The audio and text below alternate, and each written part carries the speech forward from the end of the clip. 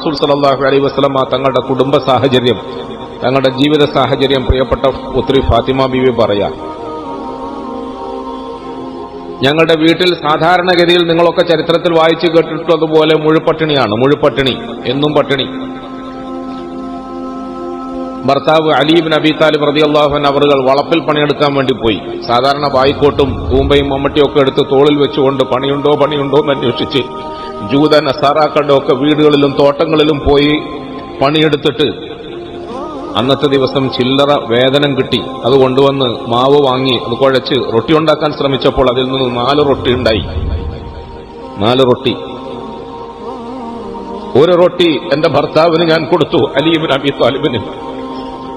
രണ്ടാമത്തെ റൊട്ടി ഞാൻ ഹസന് കൊടുത്തു റളിയല്ലാഹു അൻഹു. മൂന്നാമത്തേത് ഹുസൈന് കൊടുത്തു റളിയല്ലാഹു അൻഹു. ഇനി 4മതൊരു റൊട്ടി ബാക്കിയുണ്ട്, അതെന്റെ ഓഹരിയാണ്. ഞാനത് കഴിക്കാൻ ആശിച്ചുകൊണ്ട് അതിങ്ങനെ പിച്ചാൻ വേണ്ടി ശ്രമിക്കുമ്പോൾ എന്റെ മനസ്സിലൊരു തോന്നൽ വന്നു. തൊട്ടടുത്ത് എന്റെ ഉപ്പയുണ്ട്. എന്റെ ഉപ്പനെ സംബന്ധിച്ചിടത്തോളം കുറെ നാളുകളായി കാണും എന്തെങ്കിലും കഴിച്ചിട്ട്. അതുകൊണ്ട് മകളുടെ സ്നേഹാധിക്യത്താൽ ഉപ്പയുടെ വിശപ്പിനെ കുറിച്ച് ഓർത്തപ്പോൾ വേഗം ആ റൊട്ടി കയ്യിൽ ഒളിപ്പിച്ചു വെച്ചുകൊണ്ട് ആരും അറിയാതെ തൊട്ടരികിലുള്ള എന്റെ പ്രിയപ്പെട്ട ഉപ്പയുടെ കൂടുതലിന്റെ അരികിലേക്ക് ഞാൻ പോയി. ഞാൻ ആ സമയത്ത് കടന്നു വന്നപ്പോൾ എന്നോട് ഫാത്തിമ മോളെ, എന്താ ഈ നേരത്ത് നീ വന്നതെന്ന് ചോദിച്ചു. ഞാൻ ഒരു റൊട്ടി ആരും കാണാതെ കയ്യിൽ ഒളിപ്പിച്ചുകൊണ്ട് എന്റെ വാപ്പാക്ക് കൊടുക്കാൻ വന്നതാണ്. ഞാൻ പറഞ്ഞു, യാ റസൂലല്ലാഹ് സ്വല്ലല്ലാഹു അലൈഹി വസല്ലം, ഇന്ന് ഞങ്ങളുടെ വീട്ടിൽ അലി ഇബ്നു അബീ താലിബ് ചില്ലറ മാവ് കൊണ്ടുവന്നു. അത് റൊട്ടിയാക്കിയപ്പോൾ 4 റൊട്ടി കിട്ടി. അതിൽ നിന്നും ഒന്ന് ഞാൻ അലിക്ക് കൊടുത്തു, ഒന്ന് ഹസന് കൊടുത്തു, ഒന്ന് ഹുസൈന് കൊടുത്തു. അവസാനം എന്റെ ഓഹരി ഞാൻ തിന്നാൻ പോകുമ്പോൾ എനിക്കൊരു തോന്നൽ വന്നു, എന്റെ വാപ്പ കുറെ ദിവസമായി കാണും എന്തെങ്കിലും കഴിച്ചിട്ട്, അതുകൊണ്ട് അങ്ങേക്ക് തരാതെ തിന്നാൻ എനിക്ക് തോന്നിയില്ല.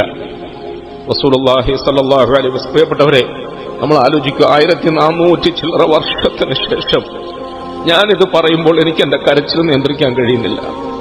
മുസ്ലിമീങ്ങളായ നമ്മളിത് കേൾക്കുമ്പോൾ നമുക്ക് കരച്ചിൽ നിയന്ത്രിക്കാൻ കഴിയുന്നില്ല. അങ്ങനെയാണെങ്കിൽ സാക്ഷാൽ ഞാൻ സ്നേഹിക്കുന്ന എന്റെ പ്രിയപ്പെട്ട പുത്രി എന്റെ മുമ്പിൽ ഇന്ന് ഇരുന്നുകൊണ്ട് ഇങ്ങനെ ഒരു അവസ്ഥ പറയുമ്പോൾ ആ വാപ്പയുടെ മനസ്സ് എങ്ങനെ താങ്ങും? പ്രിയപ്പെട്ടവർ, എങ്ങനെ സഹിക്കും?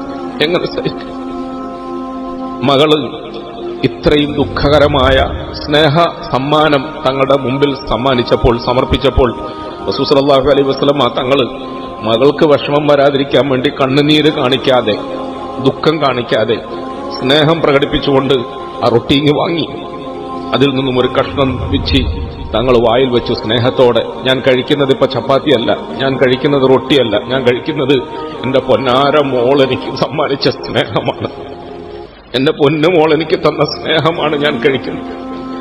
ആ റൊട്ടി തങ്ങൾ വായിൽ വെച്ചിട്ട് നബിതങ്ങൾക്ക് പെട്ടെന്ന് നിയന്ത്രണം വിട്ടതുപോലെ, മോളെ ഫാത്തിമ, വല്ലദി നഫ്സു മുഹമ്മദിൻ ബിയദിഹി, ഹദീസ് ഇബ്നു ഉമർ റളിയല്ലാഹു അൻഹു അവരുടെ റിവായത്ത് ചെയ്യുന്ന ഹദീസാണ്.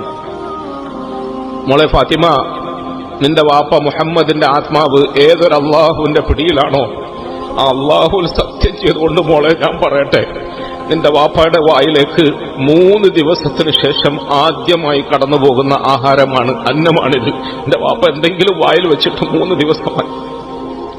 മദീനത്തെ കിടീരം വെക്കാത്ത രാജാവ് അഷ്റഫുൽ ഖൽഖായ താഹ റസൂൽ സല്ലല്ലാഹു അലൈഹി വസല്ലമ തങ്ങള് 3 ദിവസമായി മുഴുപട്ടിണിയിലാണ്. നാട്ടുകാരറിഞ്ഞില്ല, പരിസരവാസികൾ അറിഞ്ഞില്ല. തങ്ങൾ അങ്ങേയറ്റം സ്നേഹിക്കുന്ന തങ്ങളുടെ പ്രിയപ്പെട്ട സഹാബാക്കൾ